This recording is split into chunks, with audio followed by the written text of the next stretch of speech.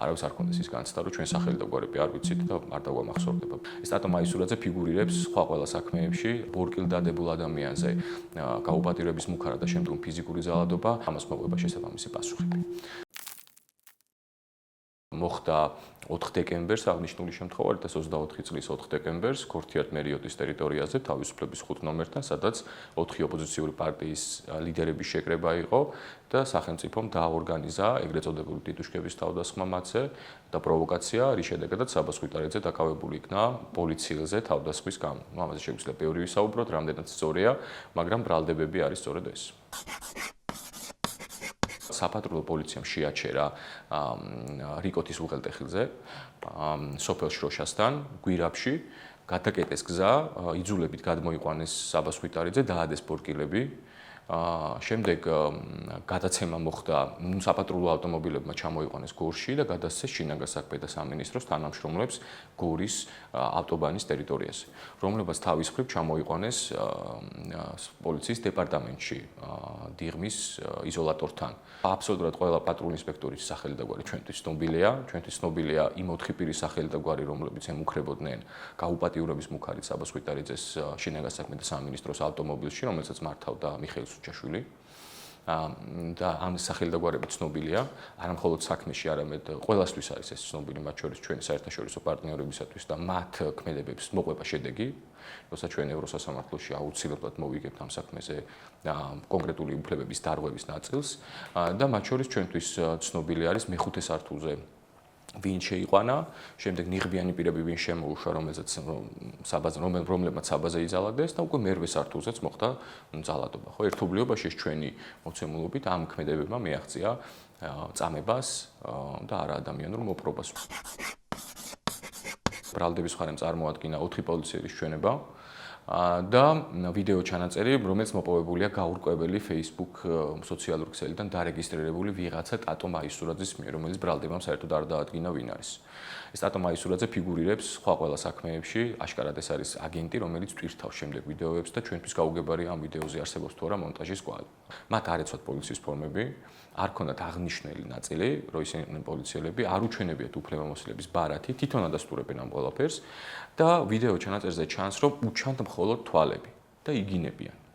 შესაბამისად, მათი აღქმა იყო არა საპოლიციო აღქმა, არამედ ეგრეთ წოდებული მოძალადე ჯგუფები, რომლებიც გამოირჩევიან ხშირ შემთხვევაში მსგავსი ჩაცმულობით, შავებში, პირბადეებით და ეგრეთ წოდებული კაპიშონებით და თავს ესხმიან მშვიდობიან მოქალაქეებს. პოლიციელებმა აღნიშნეს ერთი, მეტი გზა არ დარჩა ბრალდების მხარეს, რომ აი როგორ უნდა გაიგებინებინათ, რომ იყოფი მოქალაქეებისთვის ესენი იყვნენ პოლიციელები. თქვენს რომ ჩვენ ვუთხარით, რომ პოლიციელები ვიყავით.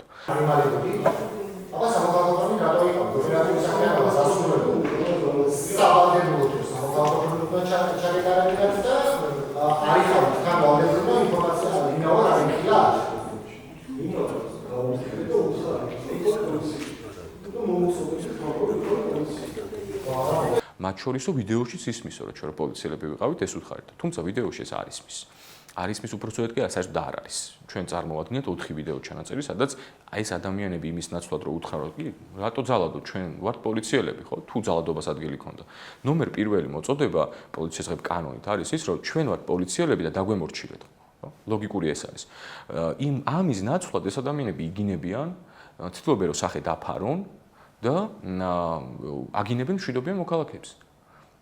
შესაბამისად, ჩვენი პოზიცია ძალიან მარტივია. თუ ჩვენ არ ვიცით, რომ ესენი არიან პოლიციელები, თუ არ გამოიყურებიან როგორც პოლიციელები, იქცევიან როგორც მოძალადე ჯგუფები და მირიან ქავთარაძე, რომელიც დაზარალებულია, ხელი გაარტყა იქ ერთ-ერთ მყოფ აქტივისტ თეონა ჭალიძეს, რომელიც ჩვენ სასამართლოში დავკითხეთ, ჩატარდა სამედიცინო ექსპერტიზა თეონასთან დაკავშირებითაც მათ შორის და ვიდეოზე ჩანს ხელს როგორ ურტყავს სახეზე, ეს არის კლასიკური თავდასხმა მშვიდობიან მოქალაქეებზე და მშვიდობიან მოქალაქეებს გააჩნიათ კონსტიტუციური ვალდებულება, უფლებამოსილება უბრალოდ, რომ თავდამსხმელი პირები მოიგერიონ, მაშინ როცა პოლიცია რეაგირებას არ ახდენს.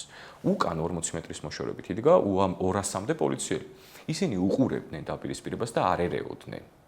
ეს არის ყველაზე გულსადგენია ამ საქმეში, იმიტომ რომ ჩათვალეს თვითონ პოლიციამაც არ იცოდა, რომ ესენი პოლიციელები იყვნენ, იმიტომ რომ ერთ-ერთმა აღიარა სასამართლოში, რომ მე ოპერატიულზე ვიყავი იქ მისულიო და რო არ გამოუმჟღავნებულიყავიო, მაგიტომ ვიფარებდით თავზე უკან.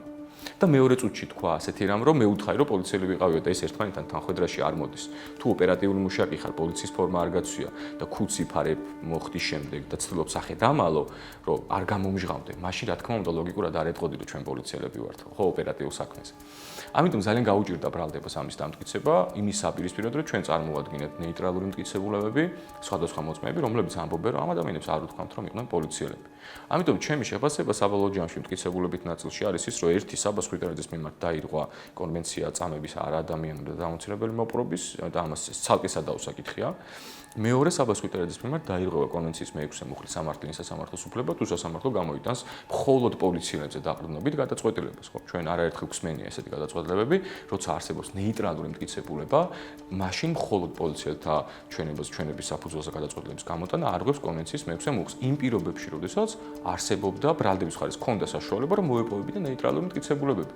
ჩვენ დავკითხეთ გამომძიებელი და მან თქვა, რომ მან არც ექსპერტიზა ჩაატარა ვიდეოზე, არც შემთხვევის ადგილზე ნამყოფი არ არის და არ უნახავს, არც ერთი მოწმე არ დაუდგენია შემთხვევის ადგილზე და დაკითხა მხოლოდ ოპერატიული თანამშრომლები. არა სხვა ჩვეულებრივი პოლიციელები, რომელსაც ფორმა ეცვა, არამედ მარტო ოპერატიული თანამშრომლები.